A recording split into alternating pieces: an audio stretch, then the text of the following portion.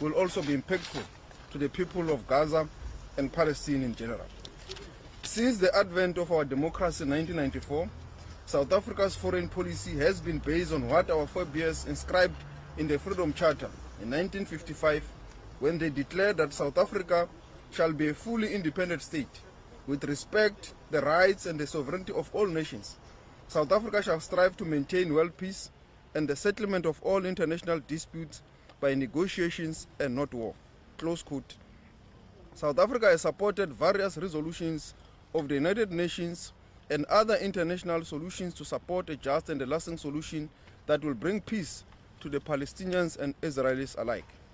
Working together with the international community and in alignment with the relevant UN resolutions and international law, South Africa seeks to ensure a lasting and a durable peace that produces a viable, contiguous Palestinian state, coexisting side by side in peace with Israel, within the 1967 international recognized borders with East Jerusalem as its capital. Our president has called for a ceasefire and humanitarian interventions on numerous occasions. Our foreign policy is aimed at improving the well-being, safety and prosperity of all citizens and the achievements of a better Africa and the world. The key pillars of our foreign policy include the promotion of human rights, peace and stability, and the strengthening of trade and investment ties with other countries. The world has watched in horror as Palestinian men, women and children were slaughtered, blown up, buried alive under the rubble of their homes, left to die painful deaths and in unresourced hospitals, resulting in over 23,000 deaths through destruction to homes, schools, hospitals, water, treatment plants and other public infrastructure that impairs the conditions of life and is calculated to bring about the destruction in whole or in part of the Palestinians living in Gaza. South Africa has unequivocally condemned the attack by Hamas on the 7th of October, and it has also done so in its note verbal to the State of Israel, conveying its condemnation of that action of Hamas on the 7th of October. And South Africa has reiterated here in court that those atrocities are no justification for any form of genocide. With the recent escalation of the aggression of Israel in Gaza, South Africa has supported a number of UN resolutions calling for immediate ceasefire and the provision of humanitarian aid to the people of Palestine. Sadly, the world has not succeeded in stopping the genocide that is currently unfolding in Gaza. The international community has largely remained passive in response to these atrocities. Women and children in areas such as refugee camps, schools and hospitals have been targeted, leading to a humanitarian crisis. We also unequivocally call the United Nations Secretary General invoked a rarely used article of the UN Charter, Article 99. The Secretary General Antonio Guterres on the 6th of December 2023 called on the Security Council to press to avert a humanitarian catastrophe in Gaza and unite in a call for a full humanitarian ceasefire between Israel and the Palestinian militants. This plea of Ubuntu, a plea for humanity of the international community to prevail, was simply ignored. Israel's institutional impunity was reinforced. In keeping with our obligation as a state party to the Genocide Convention, our government has approached the International Court of Justice to prevent the unfolding genocide in Gaza. We have also asked for provisional measures which include an immediate suspension of Israel's military operations in and against Gaza. The commitment to justice and bring an end to the humanitarian atrocities in Palestine resonate deeply with the collective consciousness of the global community. The scale of these actions is reminiscent of the Rwandan genocide 30 years ago. We are here on behalf of South Africa and the global community to seek justice for the victims, particularly children, women and the elderly. We believe that without the intervention of this court, of the international community, we will see the total destruction of the Palestinian people in Gaza. Remaining silence in the efficacy of this and in and of itself will be a gross violation of international law. As a state party to the Genocide Convention, we have a duty to prevent genocide. We are seeking the court to intervene and stop the ongoing massacre in Gaza. Today, it is common cause that the Rwandan genocide could have been prevented. Former UN Secretary General Kofi Annan expressed this regret when he said, and I quote, The international community failed Rwanda, and that must leave us always with a sense of bitter regret and abiding sorrow. Close quote. Rwanda stands out as a stern and severe rebuke to all of us for having failed, for the international community having failed to prevent it from happening. Let us not have it live with the same regret when it comes to Palestine. This case presents the court with an opportunity to act in real time to prevent genocide from continuing in Gaza by issuing an urgent injunction. South Africa is multifaceted, multicultural, and a multiracial country that embraces the concept of Ubuntu as a way of defining who we are and how we relate to others. Ubuntu means I am because you are. I am because Hamza Abdullah is. You are because Dunaab Mozen is. The philosophy of Ubuntu means humanity and is reflected in the idea that we affirm our humanity when we affirm the humanity of others. It has played a major role in the forging of South African national consciousness and in the process of its democratic transformation and nation building. Our history is one of repression and violence, human rights abuses, apartheid as a crime against humanity, discrimination and distrust between people born on the same soil. This history enjoins us to stand in principle in solidarity with the people of Palestine, as of our founding father would have wanted us to do, Nelson Mandela. Because our history is one marked by crimes against humanity, the recent horrific scenes of the city of Gaza being transformed into mass burial ground haunt of our minds, the alarming sight of jubilant armed forces rejoicing to the chance who are finishing off Gaza is an act among several others that warrant a thorough examination by this honorable court. The words of Israel ministries, Israel members of parliament, the generals of the army, speeches such as killing people of Palestine, human animals, shows a clear statement of intent to wipe out the Palestinian people out of Gaza. The UN Committee on the Elimination of Racial Discrimination stated that such language is an incitement to genocide and underscored the importance of preventing genocide by all state parties. As a signatory to the convention, we also have a duty to bring this matter to the court's attention and to stop genocide. The actions taken by Israel against Palestinians are considered by many state parties, including the state of Palestine itself, to be in breach of the convention. Palestine has expressed grave concerns over the international system's incapability to prevent acts of genocide against its people and has urgently called for an action to halt such acts. The uncompromising enforcement of the rule of law must be used to cease the ongoing atrocities in Gaza. This case also is about the assertion and the affirmation of the international rule of law and to end exceptionalism when it comes to the state of Israel. Our distinguished legal team has expanded on our case in the court. We want to conclude with the words of Martin Luther King when he said, and I quote, "The arch of the moral of the universe is long, always bending towards justice." We believe justice will prevail in this court. Thank you very much. Thank you, sir. Can you tell us what difference you think this case will make on the ground? It will make a huge difference, the fact that the state of Israel is held to account by the international community. The soldiers, they know, the authorities in Israel, they know that if they continue, they may one day be called even before the ICC individually and be held accountable. So the message is clear: they must cease, they must desist from the acts of genocide. Minister, how confident are you that the court will actually pronounce these provisional measures against Israel?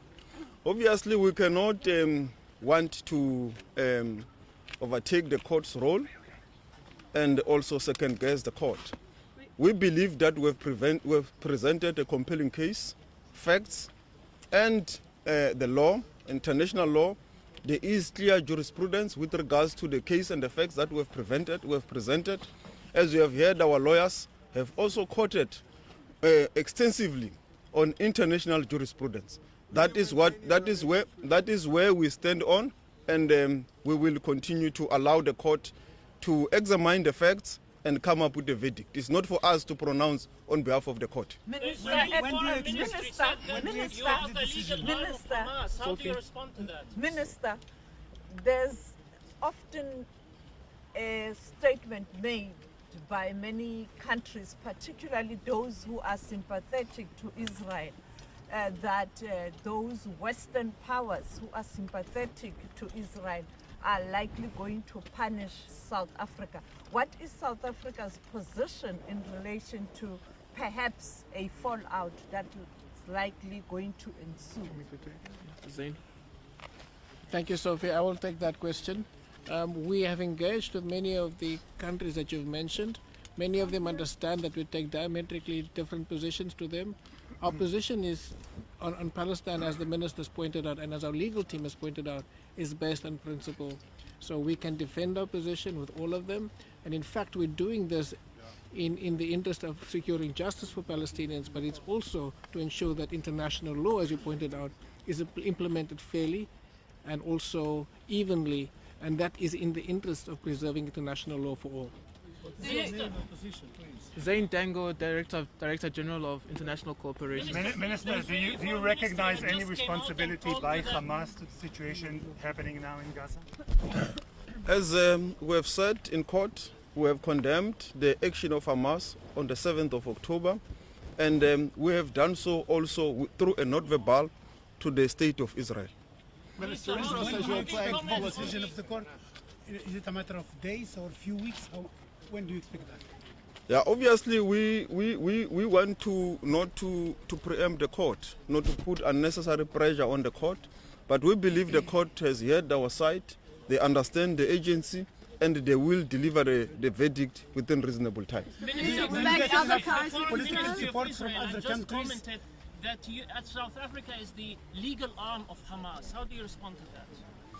Yeah, we have presented a case here on behalf of the government of the Republic of South Africa, and we are doing so on behalf of a number of Palestinians, young kids, women, and the elderly that are being killed in Gaza. We are not presenting any case on behalf of Hamas. So that statement is baseless. That statement has got no merit. We do not have any mandate from Hamas. Our mandate is from the South African government, and our case also is not against the Jews as a people. Our case is against the actions of the state of Israel, the actions of genocide that are committed in Gaza. In South Africa, we have got a number of Jewish people doing business, living with us, and they also attend their churches in peace. So the case is about the state of Israel. It's not about the Jewish people as a community. You have no contact with Hamas people by other countries in African Union or in Asian countries or Latin American You have already asked the question. Can I ask, Israel says you're playing politics with this and it has a right to self-defense. What's your response? This is the highest organ of the UN. I think it will be an insult to the court to say that the court granting us an opportunity to present our compelling case that all of you have seen, citing international law, providing facts, and citing the relevant articles of the convention, Article 1 of the convention, and a number of UN conventions that the court has been presented with. So we have presented a compelling legal argument. This is not politics. We're expecting the court to pronounce on the facts and on the law. And what should happen to Israel if it ignores the outcome? Did you? About the diplomatic relations with Israel, will you maintain them? So as obviously currently our diplomatic relations is not normal. You've seen that we have recalled our ambassadors from Israel, and Israel has also recalled their ambassador from South Africa. Left many years ago already. Yes, and we've also recalled our entire team. In essence, what we are saying is that we will wait for the outcome of this court case, but also for justice to be found within Palestine, and we hope that after that we can engage with Israel as with other stakeholders towards a just and lasting peace for both Palestinians and Israelis. So you will decide on the fate of the relations after the court issues? I think we'll be able to engage with our relations a lot more openly after the court case has been concluded. And Minister, what if the court doesn't agree with you Would that lead to South Africa questioning this system itself? Yeah, we are here to assert the international rule of law. This is the highest organ of the UN. We believe that the judges are professionals. We are cognizant of the reality of an international court in this jurisdiction and how it's functioning. But they've taken an oath, and we want to give them the benefit of a doubt that they will be able to exercise professionally. And that's why we presented the case, citing facts, citing jurisprudence, citing the necessary conventions of the UN. But Minister, do you honestly believe that the Israelis want to wipe out the Palestinians of Gaza? Do you personally believe that? Yes, we do. Do you have But any contact the Palestinians can speak on that. At any point? I want to say a statement. Yes. Yeah. Well, you want to go ahead? Yes. Excellency? You can answer. Well, first of all, I think the facts speak for themselves. What Israel is doing in Gaza Strip is obvious based on fact and law, that they are wiping the people of Gaza and forcibly and putting the population there in conditions that will lead to their demise. Allow me to say a few words in Arabic on behalf of the state of Palestine, and then to make a short statement also in English. دولة فلسطين تثمن عاليا وتقدر وتدعم بلا تحفظ الخطوة التاريخية التي أقدمت عليها جنوب أفريقيا تنفيذا لالتزاماتها بموجب اتفاقية منع الإبادة الجماعية والمعاقبة عليها، وتحريكها لدعوة ضد إسرائيل السلطة القائمة بالاحتلال نتيجة حرب الإبادة الجماعية التي ترتكبها ضد الشعب الفلسطيني في غزة. لقد وضعت النقاشات اليوم المحكمة والتي تقدمت بها جنوب أفريقيا المحكمة والعالم بصورة الجرائم التي ترتكب بحق الشعب الفلسطيني والتي تفضي إلى ارتكاب جريمة الإبادة الجماعية، ولكن أيضا في السياق التاريخي الأشمل للقضية الفلسطينية والجرائم التي ترتكب بحق الشعب الفلسطيني بدءا من النكبة والاستعمار ونهب أرضه والتمييز العنصري وكل ما إلى ذلك من انتهاكات كانت ترتكبها إسرائيل على مدار 75 عام. هذه لحظة تاريخية للشعب الفلسطيني وللإنسانية وكذلك للنظام الدولي المبني على والقائم على القانون. نتقدم بالشكر لكل الدول التي ساندت هذا الطلب، وندعوها أيضا ندعوها للقيام واتباع الخطوة الشجاعة التي قامت بها جنوب أفريقيا ودعمها من خلال الدخول في مرحلة النقاشات التي تناقش تفاصيل القضية لاحقا. أخيرا نؤكد أن لا أحد يمكن له الادعاء بعدم معرفة والجهل بالجرائم التي ترتكبها إسرائيل بحق الشعب الفلسطيني، وستواصل القيادة الفلسطينية ودولة فلسطين سعيها لإحقاق الحق الفلسطيني وتنفيذا لكل الحقوق الفلسطينية ومساءلة كل الجرائم التي ارتكبت بحق الشعب الفلسطيني. Allow me to say a few words in English and I'll try to make it short. I know you've been waiting for long. Sorry to make you wait for that long. But we thank you for being here with us in this historic day, not only for Palestine, but for humanity and for the whole international rules-based system. The state of Palestine values and appreciates wholeheartedly the historic action taken by South Africa today at the highest international court. As a party to the Genocide Convention, South Africa has acted in pursuance of its obligations and duty to prevent and punish the crime of genocide by requesting the ICJ to intervene to suspend the genocidal war launched by Israel against the Palestinian people in Gaza. Very importantly, the South African oral argument also presented the context in which this genocide is happening, a continuum of Nakba, of colonization, of dispossession, oppression and apartheid that the Palestinian people have been suffering from for the past 75 years.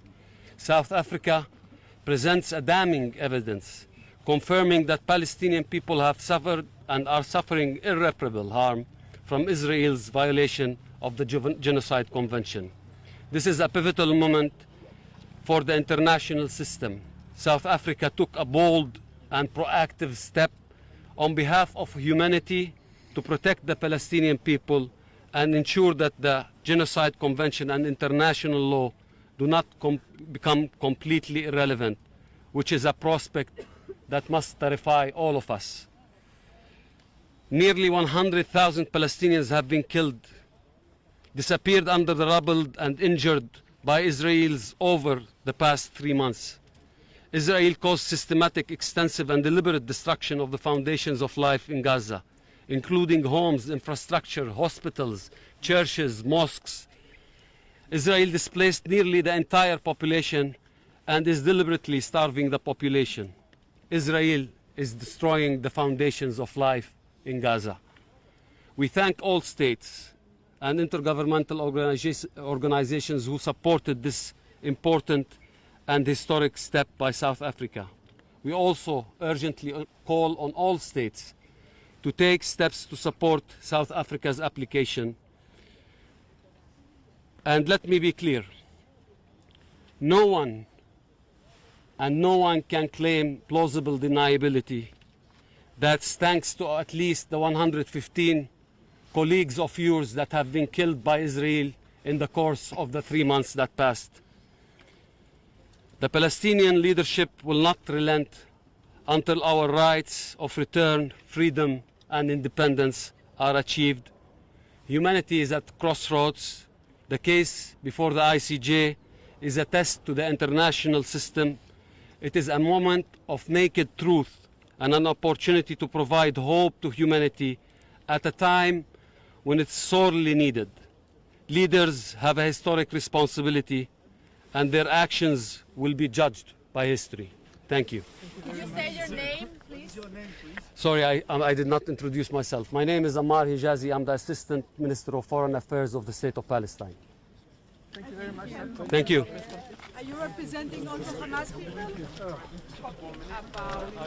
Are you representing this was all about, what we expect tomorrow is that Israel will also present its case at a very safe court.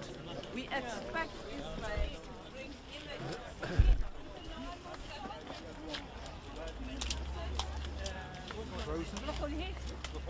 Keep it online.